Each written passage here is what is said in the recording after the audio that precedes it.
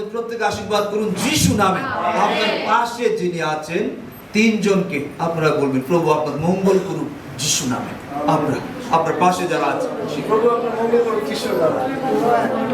প্রভু আপনার মঙ্গল করুন যিশু নামে। প্রভু আপনার মঙ্গল করুন যিশু নামে। প্রভু আপনার মঙ্গল করুন যিশু নামে। প্রভু আপনার মঙ্গল করুন যিশু নামে। আপনার মঙ্গল করুন যিশু নামে। বাচ্চার করে ফেলছে বাচ্চা বাড়িয়ে দেন।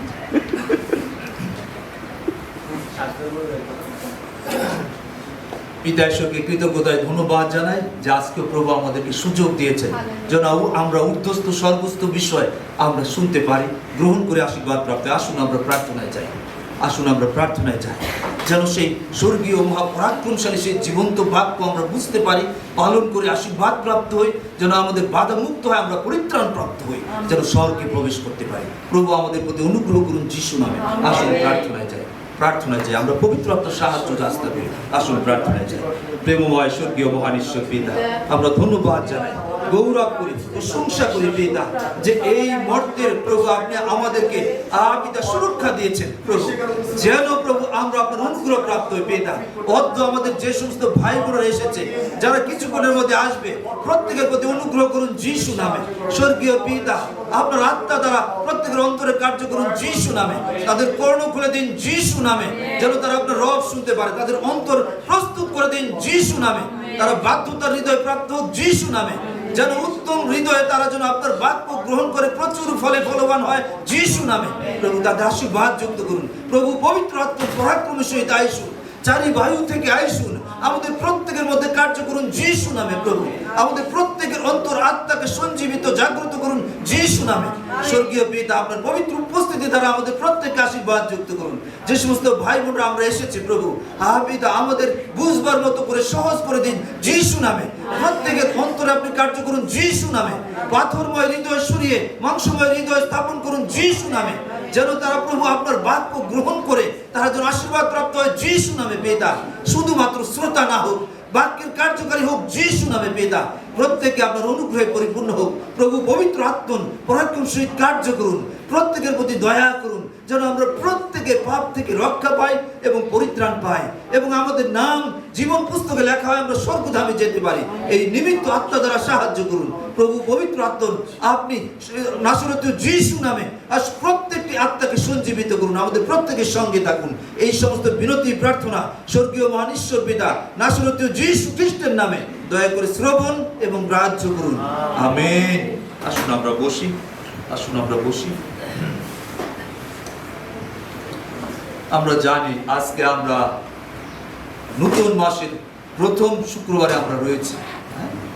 আর বিগত মাস আমরা যদি স্মরণ করি, প্রায় 8টি মাস, এই 2025 খ্রিস্টাব্দের 8টি মাস প্রভু আমাদের সুরক্ষা দিয়েছেন, আমাদের সমস্ত প্রয়োজন মিটিয়েছেন। আমরা বেঁচে আছি, আমরা মারা যাইনি। প্রভু আমাদের সুরক্ষা দিয়েছেন, আমাদের সমস্ত প্রয়োজন মিটিয়েছেন। তিনি জিহোবা যিনি জুগিয়েছেন, আমরা বেঁচে আছি, সেই জন্য প্রভুকে কৃতজ্ঞতা ধন্যবাদ জানাতে হবে। মাসের প্রথম শুক্রবারে আমরা বিশেষভাবে প্রভুকে ধন্যবাদ জানাই, কারণ যদি আমরা তাকে ধন্যবাদ না জানাই আমরা অকৃতজ্ঞ হই। তিনি আমাদের প্রতি খুশি থাকবেন না, থাকার কথা না, কারণ সমস্ত কিছু তার। যদি আমরা তাকে কৃতজ্ঞতা ধন্যবাদ জানানোর অন্তঃকরণ নিয়ে না আসি, তিনি দুঃখার্থ হন, কারণ সমস্ত কিছু দিয়ে তিনি আমাদের প্রতিপালন করছে। তিনি আমাদের কাছে ধন্যবাদ কৃতজ্ঞতার অন্তঃকরণ চান, যেন সেই ধন্যবাদ সমস্ত কিছুর মধ্য দিয়ে উপচে পড়ে যিশু নামে। আজকে আমরা সেই ধন্যবাদের বিষয় দেখব, ধন্যবাদের বিষয় দেখব। আমরা যদি দেখতাম প্রিয় ভাই বোনেরা, আপনারা দেখতে পারেন প্রথম তেসলোনিকীয় 5 অধ্যায় 18 পদে, সেখানে এই কথা আছে, সর্ব বিষয়ে ধন্যবাদ করো, কেননা প্রভু যীশু খ্রিস্টেতে ইহাই পিতা ঈশ্বরের ইচ্ছা। প্রভু যীশু খ্রিস্টেতে ইহাই তোমাদের জন্য পিতা ঈশ্বরের ইচ্ছা। আমরা যখন ধন্যবাদ করি, ধন্যবাদ দেই, তখন সদাপ্রভু বা ঈশ্বরের ইচ্ছা পালন করি। কেননা যারা প্রভুর লোক, প্রভুর সন্তান, প্রভুর রাজ্যের লোক, তাদের সমস্ত বিষয় তার দৃষ্টিতে রয়েছে, অতীত বর্তমান ভবিষ্যৎ। তাদের জন্য অমঙ্গলের মধ্যেও প্রেমময় ঈশ্বর পিতা মঙ্গল করে থাকেন। সেজন্য সমস্ত পরিস্থিতিতে আমাদেরকে ধন্যবাদ দিতে হবে, ধন্যবাদ দিতে হবে। অমঙ্গলের মধ্যেও তিনি মঙ্গল করে থাকেন। তার মঙ্গল নিহিত রয়েছে যারা ঈশ্বরের কাছে সমর্পিত, ঈশ্বরের লোক বা ঈশ্বরের সন্তান, তাদের জন্য এই কথা রয়েছে। আমরা ধন্যবাদ দেওয়ার মানে ঈশ্বরের ইচ্ছা পালন করছি, আর এই ধন্যবাদগুলি যীশু খ্রিস্টের মধ্য দিয়ে হতে হবে, কারণ যীশু খ্রিস্ট হলেন সর্বশক্তিমান ঈশ্বরের সর্বপ্রধান মাধ্যম। তাকে ছাড়া ধন্যবাদ দিলে এটা বৃথা হবে। তিনি তাকে দেখেন, তার দ্বারা যদি আমরা আবৃত থাকি, তিনি আমাদের আশীর্বাদ যুক্ত করেন। একইভাবে এফেসীয় 5:20 যদি আমরা দেখতাম, এখানে ওই কথা আছে, সর্বদা সর্ববিষয়ের জন্য আমাদের প্রভু যীশু খ্রিস্টের নামে পিতা ঈশ্বরের ধন্যবাদ করো। সর্বদা সর্ববিষয়ের জন্য, সমস্ত ব্যাপারের জন্য প্রভু যীশু খ্রিস্টের নামে পিতা ঈশ্বরের ধন্যবাদ করো। সর্ববিষয় বলতে আমরা কি বুঝি? অনেক আনন্দের বিষয়ও থাকতে পারে, অনেক কষ্টের বিষয়ও থাকতে পারে। এই সমস্ত অবস্থায় ঈশ্বরকে ধন্যবাদ দিতে হবে।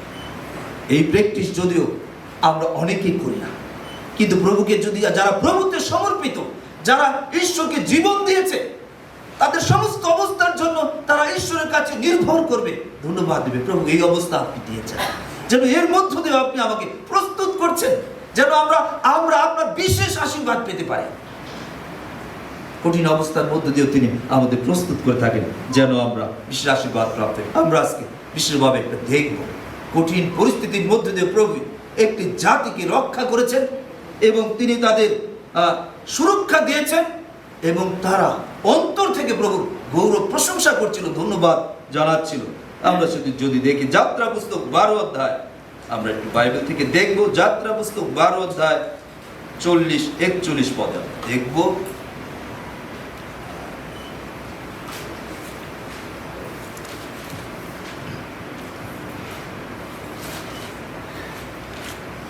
ইসরায়েল সন্তানেরা 430 বৎসর কাল মিশরে প্রবাস করিয়াছিল।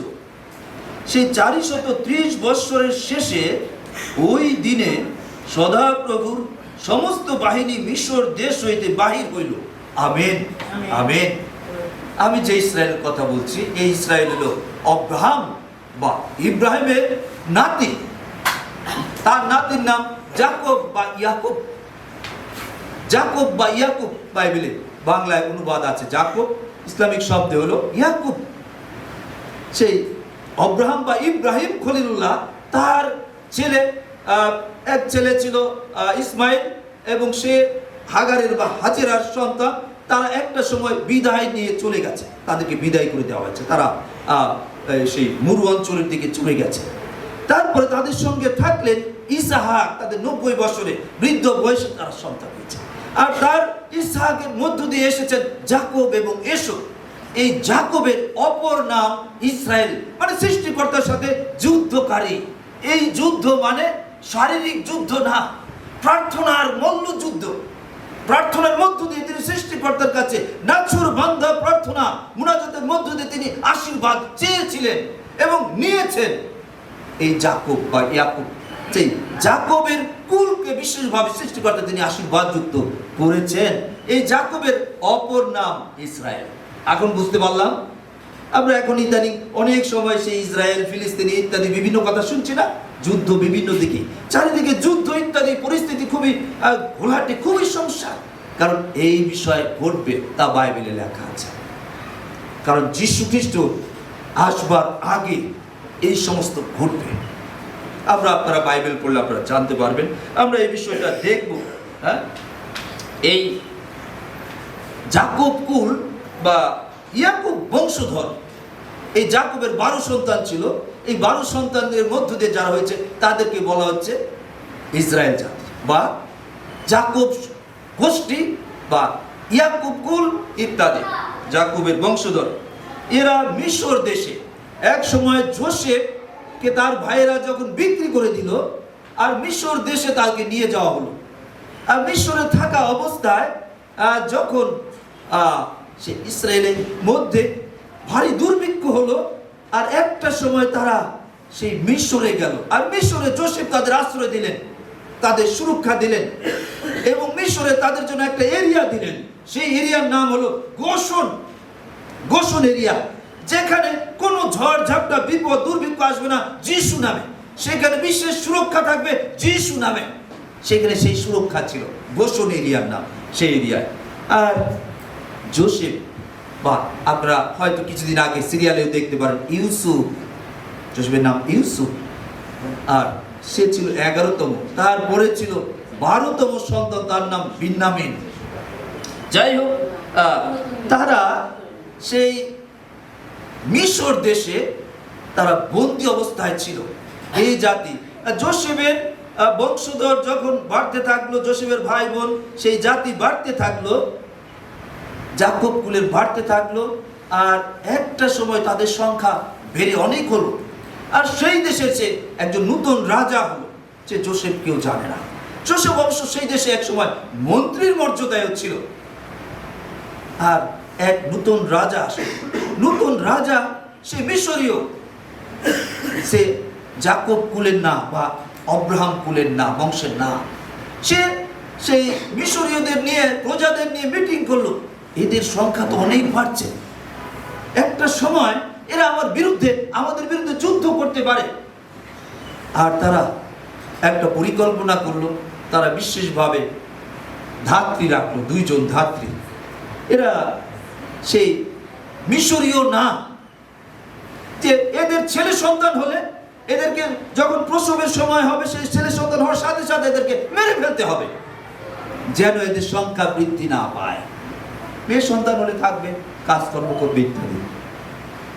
আর এই অবস্থার মধ্যে একটা সময় সেখানে মসি জন্মগ্রহণ করলেন। আর এই মহিলারা, ধাত্রী যারা ছিল, তারা সৃষ্টিকর্তাকে ভয় করতেন। তারা সেই সন্তানদের মারে নাই, এবং যখন তাদেরকে বিচারে ডাকা হলো, কেন তাদের সন্তান হয়েছে, ছেলে সন্তান তোমরা মারো নাই কেন, তারা বললেন এরা মিশরীয়দের চেয়ে অনেক শক্তিশালী মহিলা, আমরা যাওয়ার আগেই তারা সন্তান প্রসব করে দেয়, অতএব তারা বেঁচে আছে।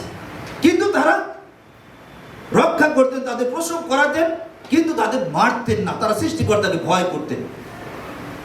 আর এরা বাড়তে থাকবে। আর ওই যে নিয়ম রয়েছে, তারপরে একটা নিয়ম করলো যে এদের পুরুষ সন্তান বা ছেলে সন্তান থাকলে এদেরকে পানিতে ফেলে দিতে হবে, যেন এরা মারা যায়। আর একটা সময় মসি সেখানে জন্মগ্রহণ করলেন। মুসা আলাইহিস সালাম বা মসি, তিনি জন্মগ্রহণ করেছেন সেই দাসত্বে থাকা অবস্থায়, কঠিন পরিস্থিতির মধ্যে। যদি আমরা দেখতাম যাত্রা পুস্তক 1:13, আপনারা যদি দেখেন তাদের আচরণ কেমন ছিল, যাত্রা পুস্তক 1:13-তে আছে সেই মিশরীয়দের আচরণ এরকম ছিল। আর মিশরীয়রা নির্দয়তা পূর্বক ইসরায়েল সন্তানদেরকে দাস্যকর্ম করাইল, নির্দয় ছিল, এদের মধ্যে কোনো মায়া মমতা ছিল না। সেই যাকব কুল বা অব্রাহামের বংশের যারা ছিল, তাদেরকে নির্দয়তার সহিত ব্যবহার করত, কঠিন সমস্ত কার্য করাতো, এদেরকে খাবার কম দিত, খুব পরিশ্রম করাতো, যেন এরা শক্তিহীন হয়, যেন যুদ্ধ করতে না পারে। তাদের একটা ভয় ছিল যে একটা সময় এরা বলবান হলে আমাদের বিরুদ্ধে যুদ্ধ করতে পারে। এরা নির্দয় ছিল। একইভাবে যদি আমরা দেখি আরো 15-16 পদে একজন রাজার কথা সেখানে রয়েছে। পরে মিশরের রাজা, আচ্ছা যেটা আমি বলে ফেলেছি, শিপ্রা ও পুয়া নামে 2 জন ইব্রিয়া ধাত্রীকে এই কথা কইলেন যে সময় তোমরা ইব্রিয় স্ত্রীলোকদের ধাত্রীকার্য করিবে, তাহাদেরকে প্রসব আধারে দেখিবে, যদি পুত্র সন্তান হয় তাহাকে বধ করিবে, আর যদি কন্যা হয় তাদেরকে জীবিত রাখিবে।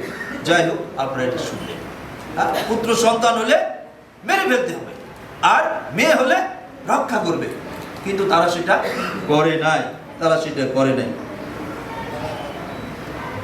একইভাবে আমরা যদি আরেকটু দেখি সেই যাত্রা পুস্তক 5:1-2 এই কথা আছে। পরে মসি ও হারুন গিয়া ফরনকে কহিলেন, সদাপ্রভু ইসরায়েলের ঈশ্বর এই কথা বলেন, প্রান্তরে আমার উদ্দেশ্যে উৎসব করিবার জন্য আমার প্রজাদিগকে ছাড়িয়া দাও। ফরন কহিলেন, সদাপ্রভুকে যে আমি তাহার কথা শুনিয়া ইসরায়েলকে ছাড়িয়া দিব। আমি সদাপ্রভুকে জানি না, ইসরায়েলকেও ছাড়িব না। মোশি এবং ফরৌন, সেই দেশে যে নতুন রাজা, তার নাম ফরৌন। সে সৃষ্টিকর্তাকেও ভয় করে না, মানুষকেও কোনো ভয় করে না, মান্য করে না। আর যখন এই দুজন মোশি এবং ফরৌন তাদের কাছে গেলেন, গিয়ে বললেন, আমাদের এই জাতিকে তোমরা ছেড়ে দাও, সৃষ্টিকর্তা বলছেন যেন তারা তার প্রশংসা, ইবাদত, বন্দেগী করবে, তার গৌরব প্রশংসা করবে। আর সেই রাজা কি উত্তর দিলেন? সদাপ্রভুকে আমি তাকে চিনি না, আর ইসরায়েলকে আমি ছাড়িয়ে দিব না। আমি সব, তার চিন্তা ছিল সদাপ্রভুকে আমি গৌরব বা প্রশংসা দেব না, তিনি কে, তাকে আমি ছেড়ে দিব না, এই জাতিকে আমি ছাড়বো না। কেননা তাদের দিয়ে তারা দাস্যকর্ম করায়, নির্যাতনের মধ্য দিয়ে সমস্ত কাজকর্ম করায়, তারা কঠিন নির্যাতনের মধ্যে তারা রয়েছে। আর এমন অবস্থায় তারা সব সময় কাঁদছিল এবং প্রার্থনা করছিল, সৃষ্টিকর্তার সাহায্য চাচ্ছিল। আর সৃষ্টিকর্তা বা সর্বশক্তিমান প্রভু বা ঈশ্বর, তিনি সেই আব্রাহামের সাথে প্রতিজ্ঞা করেছিলেন যে তার জাতিকে তিনি সুরক্ষা দিবেন, সেই জাতির মধ্যে দিয়ে সমস্ত জাতি, সমস্ত গোষ্ঠী আশীর্বাদ প্রাপ্ত হবে। আর তিনি প্রতিজ্ঞা দিয়েছিলেন। আর সৃষ্টিকর্তা নেমে আসলেন, পৃথিবীতে নেমে আসলেন এবং সেই জাতিকে সুরক্ষা দেওয়ার জন্য তিনি নেমে আসলেন। আমরা যদি দেখি আরেকটু আগায়, যাত্রা পুস্তক 6:1 যদি আমরা দেখি, তখন সদাপ্রভু মোশিকে কহিলেন, আমি ফরৌনের প্রতি যাহা করিব তাহা তুমি এখন দেখিবে। কেননা পরাক্রান্ত হস্ত দেখানো হইলে সে লোকদেরকে ছাড়িয়া দিবে, এবং পরাক্রান্ত হস্ত দেখানো হইলে আপন দেশ হইতে তাহাদেরকে দূর করিয়া দিবে। আর মোশি ঈশ্বর বা সৃষ্টিকর্তার কথা সেই ফরৌনকে জানায়, ফরৌন কোনো গুরুত্বই দেয় না এইভাবে। আর তখন 9টা আঘাতের বিষয় ছিল, প্রথম এক আঘাত, দ্বিতীয় আঘাত ইত্যাদি বিভিন্ন আঘাত, 9টি আঘাত তাদেরকে করা হলো। এবং তাদেরও জাদুকররা ছিল, জাদুকররা একই রকম সে আঘাতে তারা দেখালো।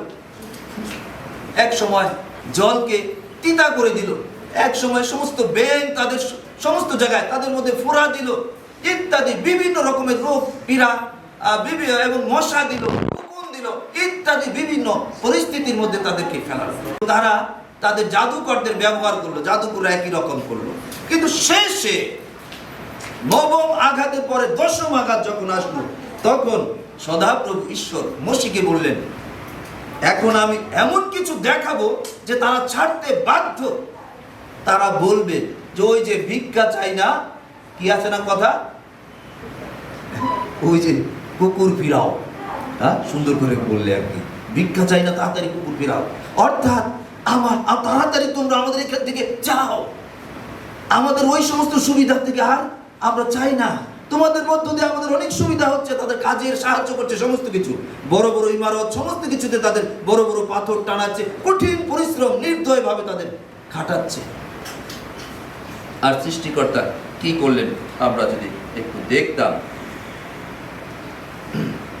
যাত্রা পুস্তক 11:4-5 আমরা যদি সেটা দেখি, সেখানে এই কথা আছে।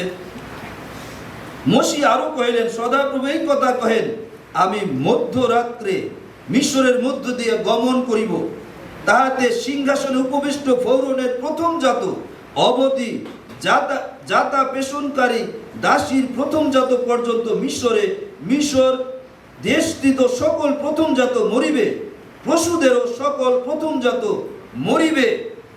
কি বললেন? মোশি তাদেরকে জানালেন যে সদাপ্রভু কাজ করবেন, মধ্যরাত্রে মিশর দেশ দিয়ে তিনি গমন করবেন, তাতে সিংহাসনে যারা বসে আছে ফরৌনের প্রথম জাত সন্তান এবং যত একবারে যাতা পেশনকারী দাসী একদম নিম্ন পর্যায় পর্যন্ত, তাদের প্রথম জাতকে তিনি আঘাত করবেন, মেরে ফেলবেন আজকে রাত্রে। এবং তিনি সেই ইসরায়েল জাতির জন্য একটা নিয়ম দিলেন যে তোমরা যারা, যদি আমরা সেটা দেখি 12 অধ্যায়ের দিকে, সেটা আপনারা দেখতে পারেন, সেখানে আছে যাত্রা পুস্তক 12 অধ্যায়ের দিকে আপনারা দেখতে পারেন 13 পদের দিকে। 12 অধ্যায় 13 পদের কথা আমি 7 পদ দেখছি। সেখানে ইসরায়েল জাতির যারা লোক রয়েছে, যারা নির্যাতিত নিষ্পেষিত, তাদেরকে বললেন, আর তাহার কিঞ্চিত রক্ত লইবে এবং যে যে গৃহ মধ্যে মেষশাবক ভোজন করিবে সেই গৃহের দ্বারের 2 বাজুতে ও কপালিতে তাহা লেপিয়া দিবে। তাদেরকে কি বলেছে? তাদের জন্য বলা হয়েছে তারা পরিবার হিসাব করে একটি করে 1 বছরের মেষশাবক, পুরুষ মেষশাবক নেবে, যেটা নিখুঁত আর যেটা কোনো ল্যাংরা কানা হবে না। এর দ্বারা নিষ্পাপ পবিত্রকে বোঝানো হয়েছে, যেটা ঈশ্বরীয় মেষশাবককে ইন্ডিকেট করা হয়েছে, মানে তাকে উল্লেখ করা হয়েছে। ঈশ্বরীয় মেষশাবক আমরা দেখতে পারি যোহন 1 অধ্যায় 29 পদে সেটা রয়েছে। যোহন বাপ্তাইজক এর কাছে যখন যীশু খ্রিস্ট আসছিলেন, তখন তিনি, এই যোহন বাপ্তাইজককে বলা হয় হযরত ইয়াহিয়া থেকে ঈসা আলাইহিস সালাম বা ঈসা রুহুল্লাহ বা ঈসা কালামতুল্লাহ বা যীশু খ্রিস্ট, তিনি 6 মাসের পরে তিনি পৃথিবীতে আসলেন। আর হযরত ইয়াহিয়া তিনি 6 মাস আগে আসলেন। তিনি তার পথ প্রস্তুতকারক ছিলেন। তিনি ঈসা বা যীশু খ্রিস্টের পক্ষে দূত হিসাবে এসেছিলেন। তিনি তার বিষয়ে সাক্ষ্য দিলেন যে আমি তার পায়ের পাদুকা খোলার যোগ্য নই। এবং তিনি তাকে যখন দেখলেন, তার শিষ্যদের নিয়ে তিনি কিন্তু পানিতে একটা গোসল দিতেন জর্দন নদীতে। যারা সৃষ্টিকর্তার দিকে মন ফিরাতো মন্দতা থেকে, তাদেরকে একটা স্নান করাতেন, মন পরিবর্তন স্নান করাতেন। আর যখন দেখলেন যে যীশু খ্রিস্ট সেই দিকে আসছে, তাদের দিকে, সেই যোহন বাপ্তাইজকের দিকে, তিনি তার শিষ্যদেরকে দেখিয়ে বলেন, ওই দেখো ঈশ্বরীয় মেষশাবক, যিনি জগতের পাপ ভার লইয়া যান। মেষশাবক কি করবেন? আপনারা কথা বলবেন, শুনে যদি আপনারা ভিতরে ঢুকাতে পারেন তাহলে আশীর্বাদ পাবেন। ঈশ্বরীয় মেষশাবক কি করবেন? পাপীদের সমস্ত পাপের ভার নিয়ে যাবেন। মেষশাবককে কি করা হয়? কাটা হয় বা হনন করা হয় আরেকজনের পাপের পরিবর্তে।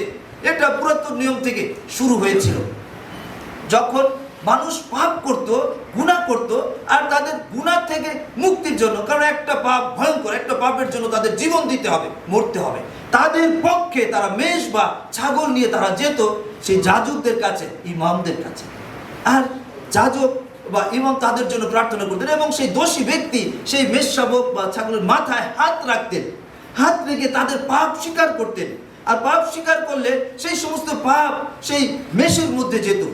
আর মেষকে পরে জবক করা হতো বা কাটা হতো এবং তার রক্ত তাদের ছিটিয়ে তাদেরকে শুচি পবিত্র করা হতো। এটা ছিল যীশু খ্রিস্টের ছায়া। তিনি স্বর্গ থেকে পৃথিবীতে আসবেন, তাকে বলা হবে ঈশ্বরীয় মেষশাবক। কোনো পশু পাখি বা ইত্যাদির রক্ত কোনো মানুষকে চিরদিনের জন্য পাপে ক্ষমা করতে পারে না।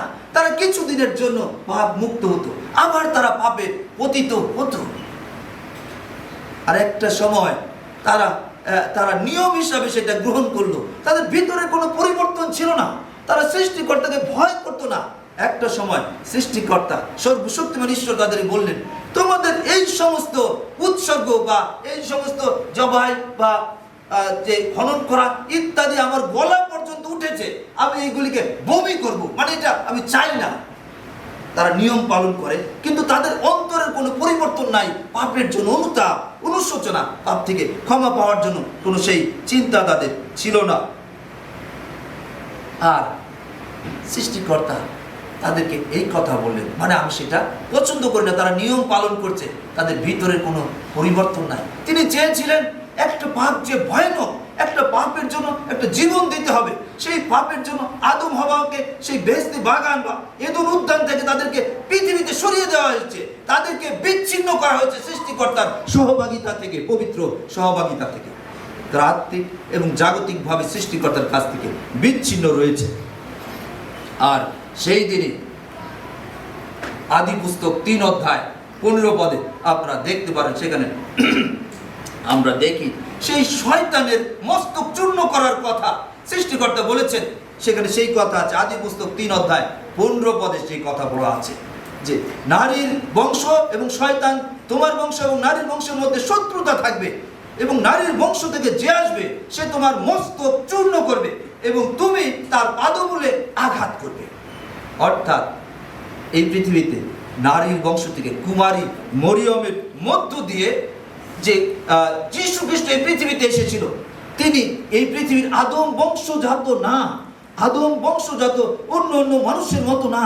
তিনি স্বর্গ থেকে, তিনি পবিত্র আত্মার শক্তিতে তিনি কুমারী মরিয়মের মধ্যে এসেছিলেন।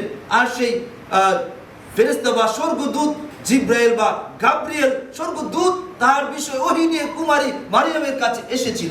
আর তিনি তাকে এই বিষয়ে যখন জানালেন যে সৃষ্টিকর্তা আপনাকে পছন্দ করছে, আপনার মধ্য দিয়ে এক পাক পবিত্র সন্তান হবে।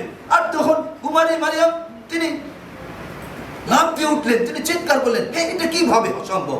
আমি কোনো পুরুষকে জানি না, আমার কোনো বিয়ে হয় নাই, কিভাবে সম্ভব? তখন সেই স্বর্গদূত বা ফেরেশতা জিব্রাইল তাকে বুঝিয়ে বললেন, এটা কোনো মানুষের কাজ না, এটা সৃষ্টিকর্তা থেকে হবে। পাক রূহর শক্তি, পবিত্রতার শক্তি আপনার উপরে আসবে এবং পাক রূহর শক্তিতে যে পাক পবিত্র সন্তান হবে তার নাম হবে ঈসা, মানে পরিত্রাণকর্তা বা যিশু, তার নাম হবে পরিত্রাণকর্তা। তিনি পাপীদের রক্ষা করবেন। তিনি স্বর্গ থেকে আসছেন, তিনি আদম বংশজাত না, তার মধ্যে কোনো পাপ ছিল না। আমরা সেই বিষয়ে আমরা দেখছিলাম। আমরা যদি আরেকটু দেখি, এখন আগের দিকে চলে আসি একটু। আর সেই রাত্রে ইসরায়েল জাতিকে রক্ষা করার জন্য তিনি যে নিয়ম দিলেন, রক্তের নিয়ম, সেই রক্ত দ্বারা, কেননা ইব্রিয় 9 অধ্যায় 22 পদে এই কথা আছে, রক্ত সেচন ব্যতিরেকে পাপের মোচন নাই। অর্থাৎ রক্ত মানে জীবন। পাপ থেকে মোচন পেতে হলে বা মুছে ফেলতে হবে, পাপের ক্ষমা পেতে হলে আরেকটা জীবন দিতে হবে। ইব্রিয় 9 অধ্যায় 22 পদে সেটা আছে। আর সেই নিয়ম অনুসারে, ব্যবস্থা অনুসারে যীশু খ্রিস্ট যথাকালে এই পৃথিবীতে এসেছেন। আমরা যদি আরেকটু দেখতাম সেই রাত্রের একটা ঘটনা, যখন মোশি এবং হারুন সেই ফরৌন রাজাকে জানিয়েছেন অর্ধরাত্রিতে যাবে, তোমরা কিন্তু আঘাতপ্রাপ্ত হবে, প্রথমজাত সমস্ত কিছু। তারা সেটাও গুরুত্ব দেয়নি। আর সেই রাত্রিতে ঈশ্বর বের হলেন এবং তাদেরকে বললেন, তোমরা যে মেষের মাংস খাবে সেই রাত্রিতে তোমরা প্রস্তুত হও। মোশি তাদেরকে জানিয়ে দিলেন, তার লোকদেরকে, ইসরায়েল জাতিকে, যাকব কুলকে জানিয়ে দিলেন, তোমরা প্রস্তুত হও। আজকে তোমরা রাত্রে যে মেষ কাটবে সেই মেষের মাংস তোমরা যারা কয়েকজন মিলে, কয়েক পরিবার যারা মিলে খেতে পারো সেইভাবে খাবে, এবং সেই রক্ত তোমাদের দরজার দুই দিকের ইয়েতে এবং তোমার দরজার সামনে সেই রক্তের ছাপ দেবে। কারণ সেই রক্তের ছাপ যেখানে থাকবে তারা মরবে না, তাদের প্রথমজাত সন্তান আঘাতপ্রাপ্ত হবে না। আর সেই রক্ত হলো মেষশাবক, ঈশ্বরীয় মেষশাবকের রক্ত আমাদের সমস্ত পাপ থেকে মুক্ত করে। সেই ঈশ্বরীয় মেষশাবক যীশু খ্রিস্ট, যাকে হযরত ইয়াহিয়া তাকে দেখিয়ে বলছেন, যোহন বা ইউহন্না 1:29, যোহন 1:29 সেই কথা রয়েছে। যখন তাকে দেখিয়ে বলুন, ওই দেখো ঈশ্বরীয় মেষশাবক, যিনি জগতের পাপ ভাগ হয়ে যান, তিনি গুনাহগারদের মুক্ত করার জন্য, গুনাহগারদের সমস্ত পাপের শাস্তি নেওয়ার জন্য তিনি এই পৃথিবীতে এসেছেন। আর তিনি ক্রুশে সেই মুক্তির মূল্য পরিশোধ করেছেন তার জীবন দিয়ে। তিনি ক্রুশে মরেছেন, তিনি তার রক্ত দিয়েছেন, ঈশ্বরীয় রক্ত, যা পাপী মানুষদেরকে মুক্ত করে। আর তিনি সেটা করেছেন। সেই রাত্রে যখন ঈশ্বর বের হলেন এবং সেই মিশর দেশের উপর দিয়ে গেলেন, আর রাজার প্রথমজাত সন্তান থেকে একদম নিচু পর্যায়ে যারা জাতা পেশে, তাদেরও প্রথমজাত সমস্ত সন্তান, প্রথমজাত পশু আঘাতপ্রাপ্ত হলো, তারা মারা গেল। আর গভীর রাতে তাদের সমস্ত মিশরে কান্না, মহাক্রন্দন শুরু হলো, যা এই পর্যন্ত হয় নাই। কেননা ঈশ্বর বলেছিলেন, এইবার দেখাবো। মোশিকে বলছিলেন, এইবার ফরৌন বুঝতে পারবে ঈশ্বরীয় ক্ষমতা কি। আর মহাক্রন্দন শুরু হলো। আর তখন সেই ফরৌন রাজা মোশিকে হারুনকে ডাকালেন, ডেকে তাদের কাছে অনুরোধ করলেন, তোমরা তাড়াতাড়ি এখন আমাদের সেই স্থান থেকে তোমরা সরে চলে যাও, তোমরা যা চাও সেগুলি নিয়ে তোমরা চলে যাও। এবং তারা তাদেরকে স্বর্ণ, রৌপ্য ইত্যাদিও দিলেন। তারা যা চাইলেন সেইগুলি তাকে দিতে থাকলেন, যে তোমরা তাড়াতাড়ি আমাদের এরিয়া থেকে যাও এবং আমাদের জন্য তোমরা মুনাজাত করো, প্রার্থনা করো যেন আমাদের মঙ্গল হয়। এটা ফৌরন সেই দিন বুঝতে পেরেছিল যে সেই সর্বশক্তিমান না, আরেকজন রয়েছেন সর্বশক্তিমান, যিনি সমস্ত কিছু সৃষ্টি করেছেন, স্বর্গ পৃথিবী পাতালের নির্মাতা, সর্বময় কর্তা। আর সেই দিন ফৌরন তা বুঝতে পেরেছিল। আর আমরা দেখি তারা তাদেরকে ছাড়ার পরে তারা যাচ্ছে। এরপরে তাদের মনে হয়েছে যে হায় হায় আমরা কি করলাম।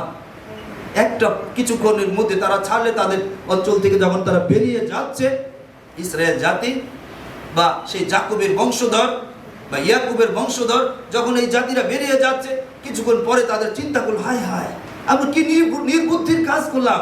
এরা আমাদের সমস্ত কাজকর্ম করতো, এখন আমাদের কাজকর্ম কে করবে? এদের আবার আমাদের বন্দি করে আনতে হবে। তারা তাদের সৈন্যদের সমস্ত ব্যবস্থা করলো যে তাদের কিভাবে আবার বন্দি করে ফিরিয়ে আনা যায়।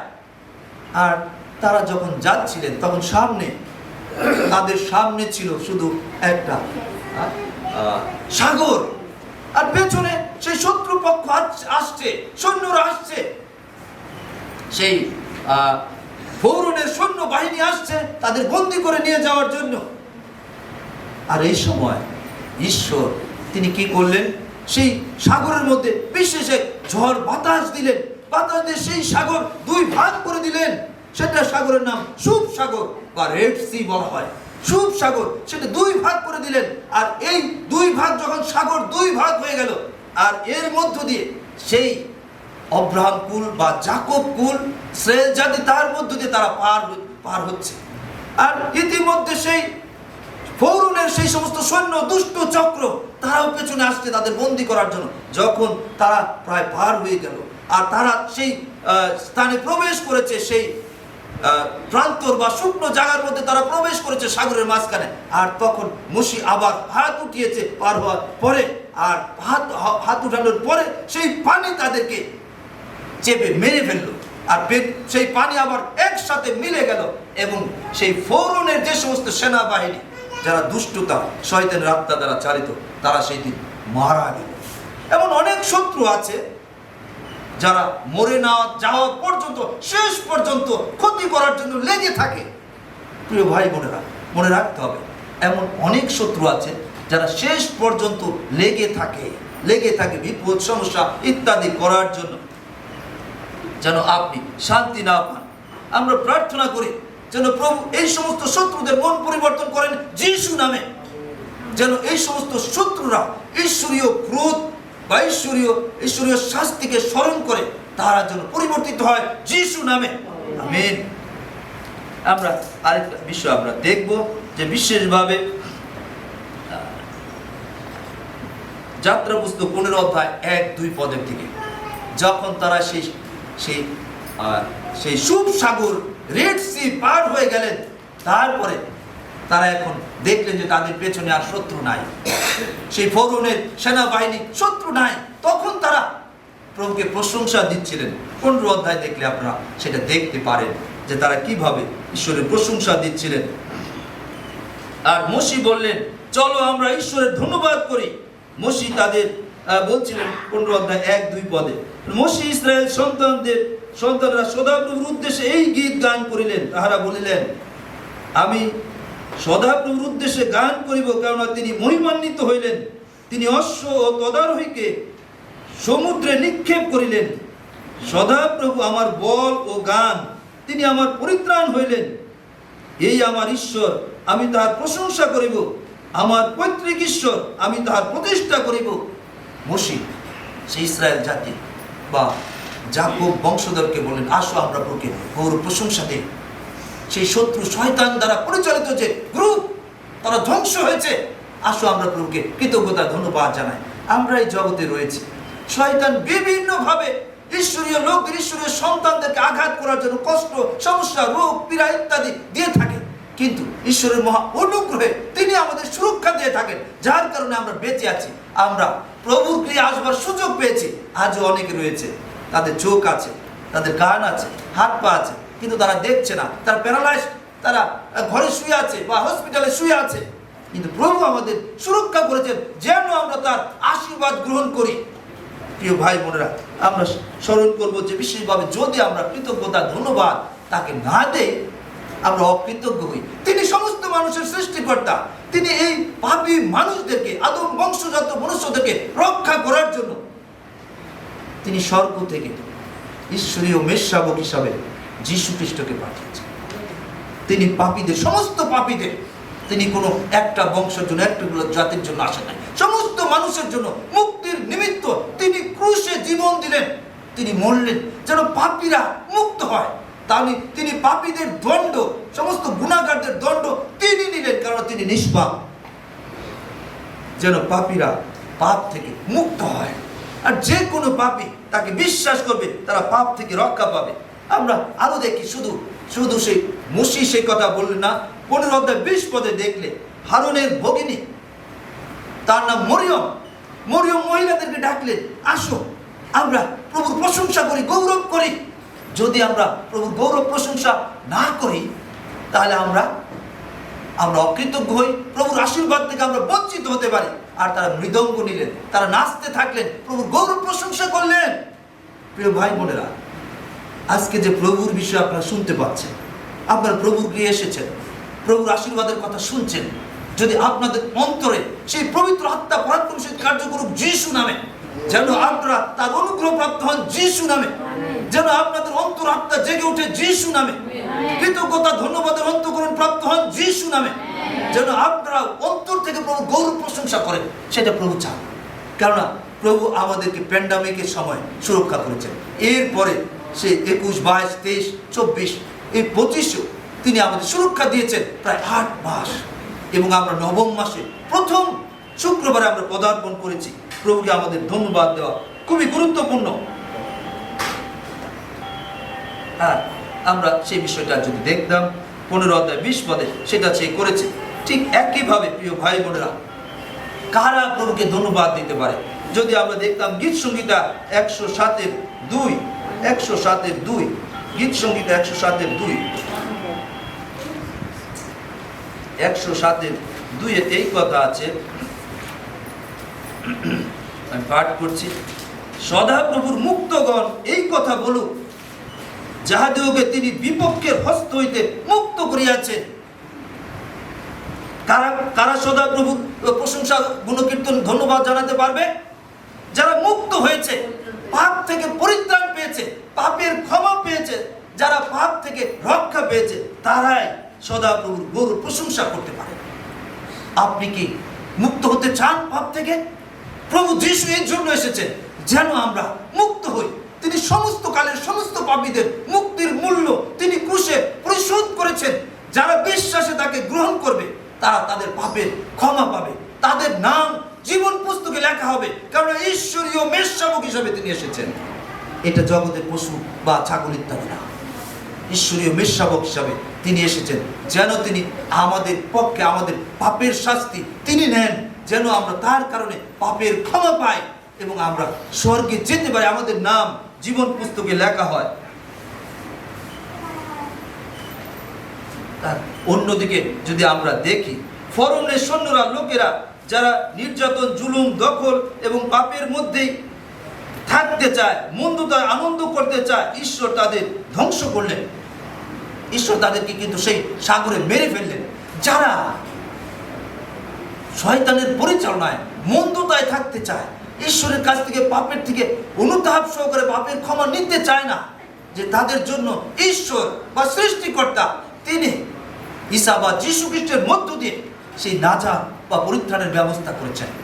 সৃষ্টিকর্তা আমাদের পাপ সহ তিনি স্বর্গে বা বেহেশতে নিবেন না, তার সর্বপ্রধান মাধ্যম ঈসা মসীহ, ঈসা কালামতুল্লাহ, ঈসা রুহুল্লাহ, যীশু খ্রিস্ট। তিনি কালাম আকারে ছিলেন, যে কালাম দ্বারা 6 দিনে সমস্ত কিছু সৃষ্টি হয়েছে। কালাম মানে বাক্য বা বাণী, যার দ্বারা সমস্ত কিছু সৃষ্টি হয়েছে। আর তিনি সেই জীবন্ত বাক্য হিসাবে জীবন্ত হিসাবে এই পৃথিবীতে ছিলেন 33 বৎসর, এবং শেষে তিনি পাপীদের জন্য তার জীবন কুশিয়ে দিলেন। তিনি তার একটাও পাপ ছিল না। তিনি সরাসরি সেই জিহুদি বা বনি ইসরায়েলদেরকে প্রশ্ন করেছে, তোমাদের মধ্যে কে আছে আমাকে পাপী গণিত করতে পারে? তাদের পক্ষে তা সম্ভব ছিল না।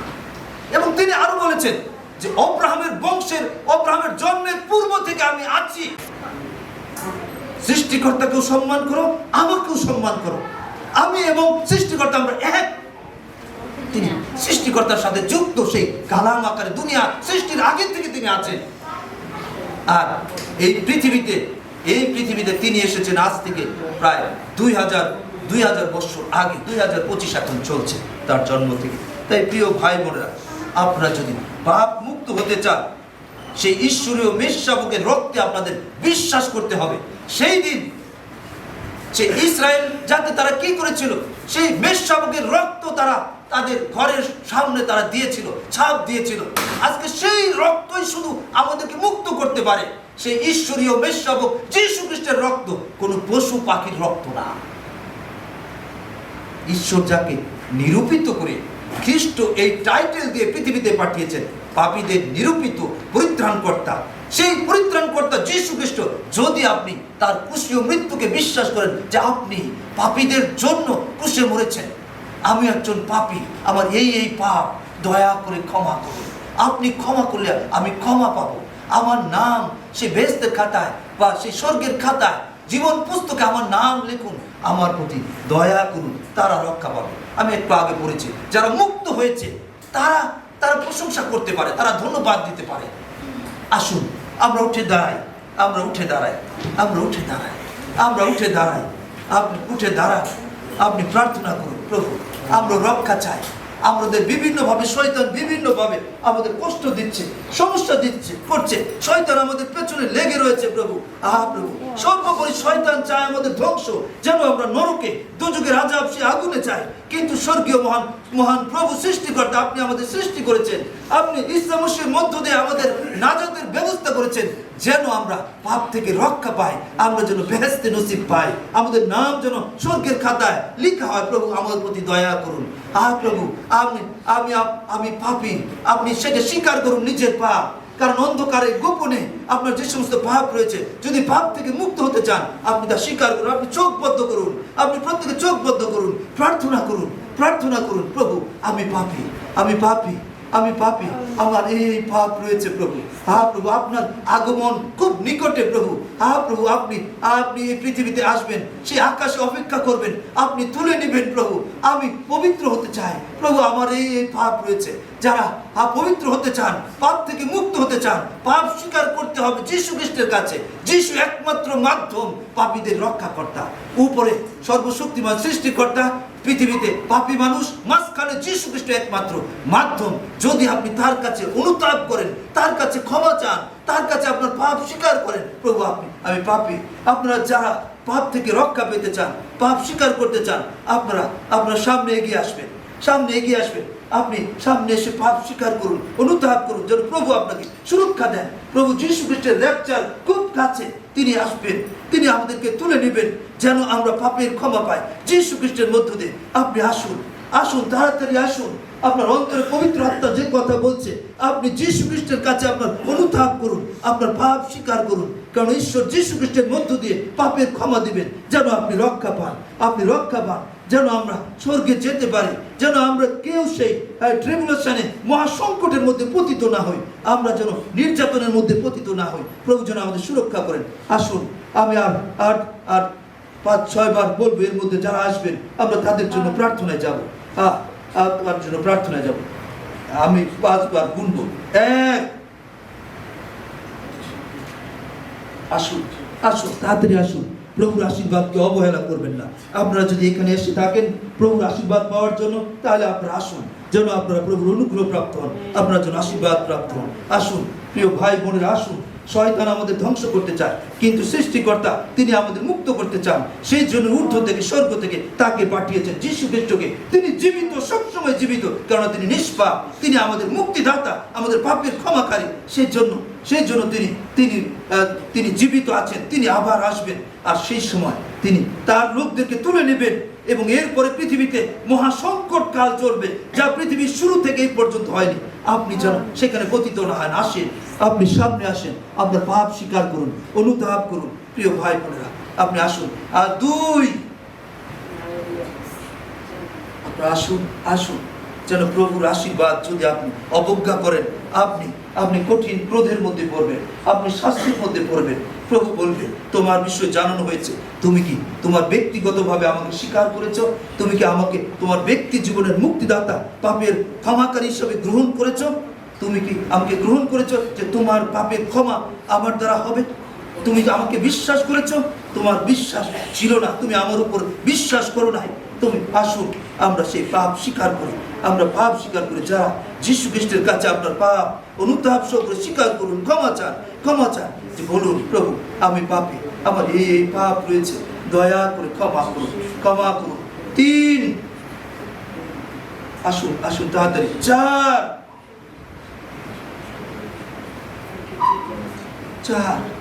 5, আসুন। এর মধ্যে যারা আসছেন, আসুন আমরা প্রার্থনা করি। আপনি প্রার্থনা করুন। স্বর্গীয় মহান ঈশ্বর পিতা, আপনি মহান ঈশ্বর, মহাপবিত্র ঈশ্বর, শয়তানের সমস্ত বন্দিত্ব থেকে স্বর্গীয় পিতা নাসরতীয় যীশু খ্রিস্টের নামে তাদের মুক্ত করুন। পবিত্র আত্মার অগ্নি শয়তানের সমস্ত বন্ধন পুড়িয়ে মুক্ত করুন যীশু নামে পিতা। যারা এখানে এসেছে তারা আপনার অনুগ্রহপ্রাপ্ত যীশু নামে পিতা। যে সন্তানেরা আপনার সামনে এসেছে পিতা, যারা আপনার পাপ স্বীকার করছে, প্রভু যীশু আপনি জগতের পরিত্রাণকর্তা, হ্যাঁ পিতা, পাপীদের রক্ষাকর্তা।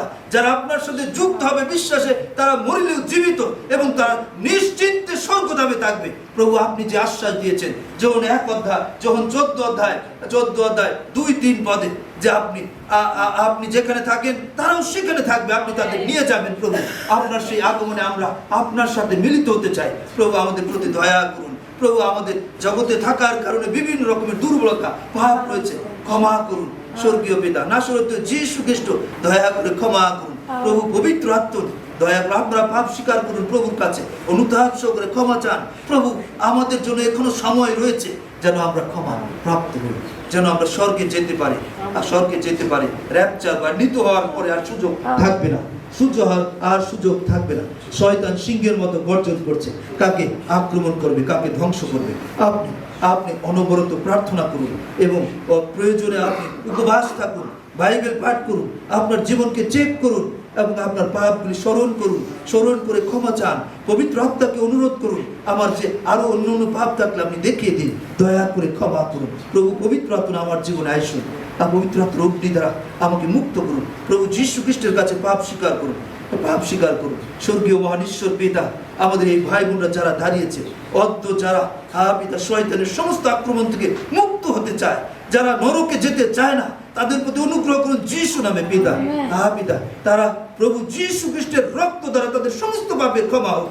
মঙ্গলময় পিতা, 1 জন 1 অধ্যায় 7 পদে সেই কথা রয়েছে, তাহার পুত্র যীশু খ্রিস্টের রক্তে আমাদের সমস্ত পাপের ক্ষমা হয়। প্রভু আমরা ধন্যবাদ জানাই, প্রভু যীশু খ্রিস্ট আপনার রক্ত আমাদের সমস্ত পাপের ক্ষমা দেয়। চুরি, বদমাশি, যা কিছু খারাপ হোক, সমস্ত পাপের ক্ষমা দেয়। স্বর্গীয় পিতা দয়া করুন। নাসরতীয় যীশু খ্রিস্টের রক্তে আমাদের এই ভাই বোনদের আবৃত করুন এবং তাদের ক্ষমা করুন। প্রভু পবিত্র আত্মা আপনার কাছে তাদের সমর্পণ করি। আপনি তাদের অন্তর আত্মাকে জাগ্রত করুন, সঞ্জীবিত করুন, তারা যেন জেগে থাকে এবং স্বর্গে যাওয়ার জন্য যে নিষ্কলঙ্ক পবিত্রতা দরকার, তারা যেন সেই পর্যায়ে আসতে পারে। প্রভু পবিত্র আত্মা সাহায্য করুন, যেন আমরা একজনও না হারাই, যেন স্বর্গধামে যেতে পারি। স্বর্গীয় পিতা নাসরতীয় যীশু খ্রিস্টের নামে আপনার পবিত্র আত্মা দ্বারা সাহায্য করুন। আমাদের প্রত্যেকের সঙ্গে থাকুন, আমাদের পাপ ক্ষমা করুন, আমাদের নাম জীবন পুস্তকে রাখুন, আমাদের সঙ্গে থাকুন, আশীর্বাদ যুক্ত করুন।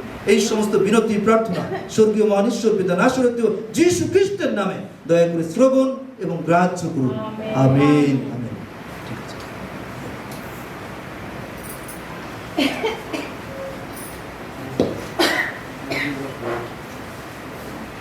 আপনারা বসবেন।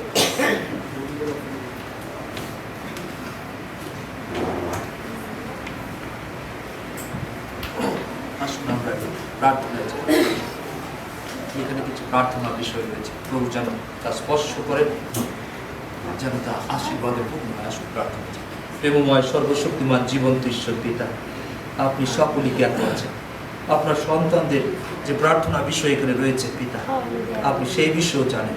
স্বর্গীয় পিতা, নাসরত যীশু খ্রিস্টের রক্তে এই প্রার্থনা বিষয়কে আমরা আবৃত করি এবং সেই সমস্ত বাধা মুক্ত হোক যীশু খ্রিস্টের নামে প্রভু, তার আশীর্বাদ প্রাপ্ত হোক যীশু নামে পিতা, আপনার অনুগ্রহ উপচেয়া করুক যীশু নামে পিতা, যেন তারা পরীক্ষা করে দেখতে পারে যিশুই সেই খ্রিস্ট এবং প্রভু, যার মধ্য দিয়ে পিতা স্বর্গ পৃথিবী পাতালের সমস্ত জানুপাতিত হয়, সমস্ত অষ্ট স্বীকার করে যিশুই সেই খ্রিস্ট এবং প্রভু মঙ্গলময় পিতা। পিতা, সেই নাসরত যীশু খ্রিস্টের নামে সমস্ত প্রার্থনার উত্তর তারা প্রাপ্ত হোক, যা প্রভু আপনি স্থির করেছেন, তা মুক্ত হোক যিশু নামে। পিতা, প্রত্যেকে আপনার অনুগ্রহ আশীর্বাদ প্রাপ্ত হোক যিশু নামে। এই সমস্ত বিনতি প্রার্থনা স্বর্গীয় পিতা নাসরত যীশু নামে দয়া করে শ্রবণ এবং গ্রাহ্য করুন।